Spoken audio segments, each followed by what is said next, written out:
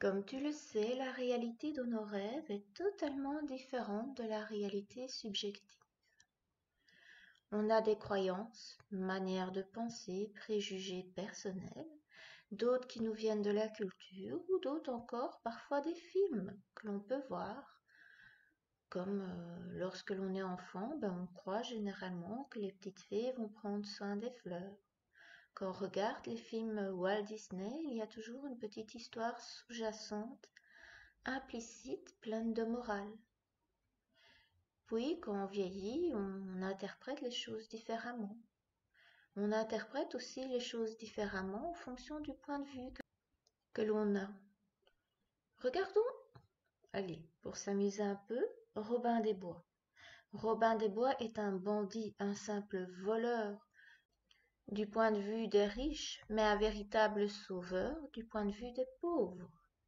Et souvent, dans la vie, on a appris beaucoup de choses comme ça, des croyances qui ne sont pas la vérité, mais que nous ne vérifions pas.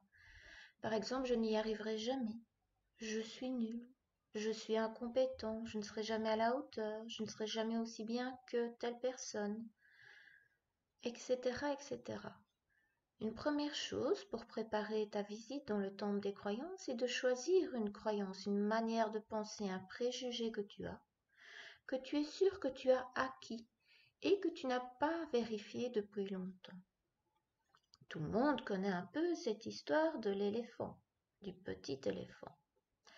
En fait, c'est une jeune fille qui va au cirque avec ses parents et elle est extrêmement étonnée et surprise de voir que les éléphants sont maintenus par une gigantesque chaîne attachée aux pieds, mais que cette chaîne n'est reliée qu'à un petit bâton dans le sol.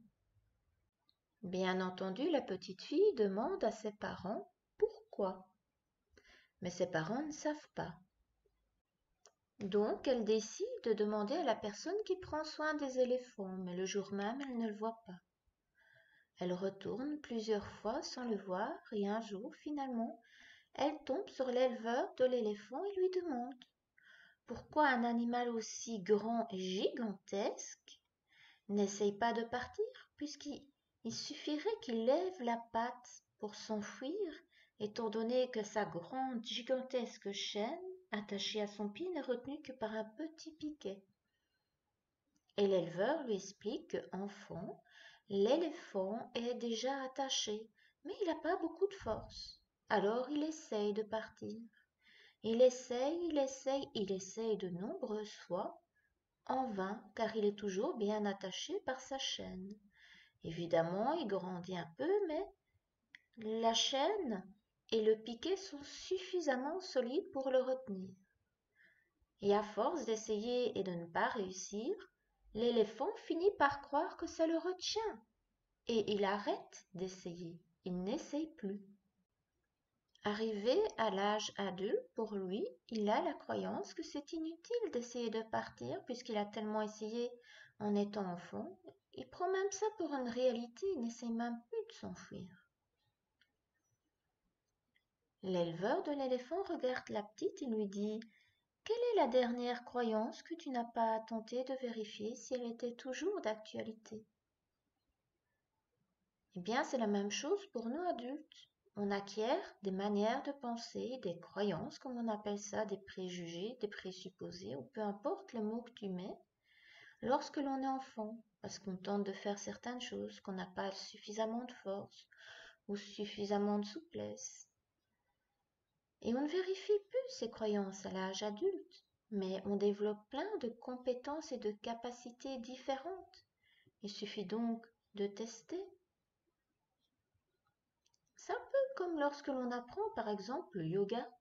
Au début, on fait très très mal toutes les poses, toutes les positions, et on passe à une autre et on se dit la première, j'arriverai jamais à le faire, mais en apprenant différentes autres positions, pour finir, on développe différents muscles qui nous permettent de faire bien la première position de yoga. Et c'est la même chose pour tout dans la vie. Parfois, on n'est pas suffisamment compétent pour une chose, mais la vie nous amène à apprendre différentes choses et grâce à ça, on développe des compétences sur le côté, connexes, annexes, adjacentes, qui nous permettent de faire ce qu'on ne savait pas. Alors réfléchis dans ta mémoire, observe quelle est la croyance qui t'embête le plus pour le moment et dont tu voudrais te débarrasser. Et pour cet exercice, comme je te l'ai déjà dit plus tôt, effectivement au niveau symbolique, chacun interprète les symboles à sa façon. Ton inconscient a sa propre manière d'interpréter ces symboles et la réalité est tout autre dans le monde des rêves. Et ici, nous allons visiter un temple, le temple des croyances. Et ce temple des croyances est un temple inca que tu connais bien, car tu as souvent été le visiter de la nuit. Et donc oui, tu as été plusieurs fois dans le temple des croyances, mais habituellement dans le monde des rêves, et donc tu y es allé de nombreuses fois inconsciemment. Et cette fois-ci, tu vas aller en conscience.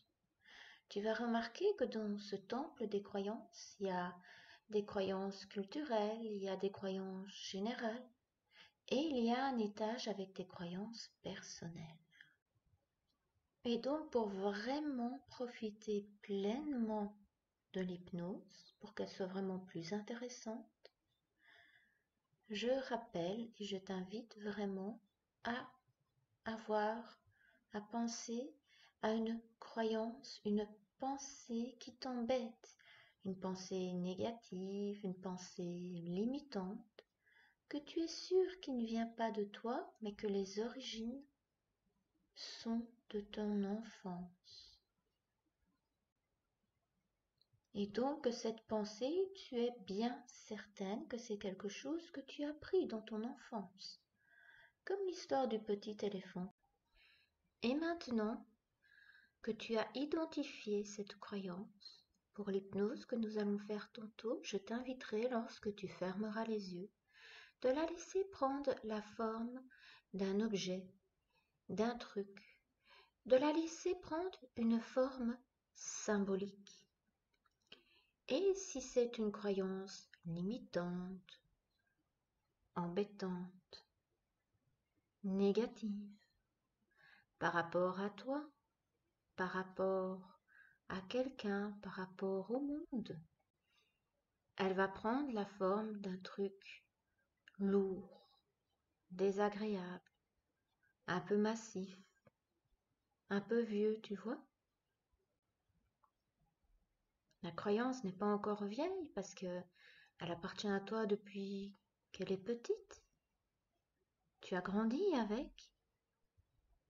Et tu peux te dire, bon ben, ok, bon ben, là.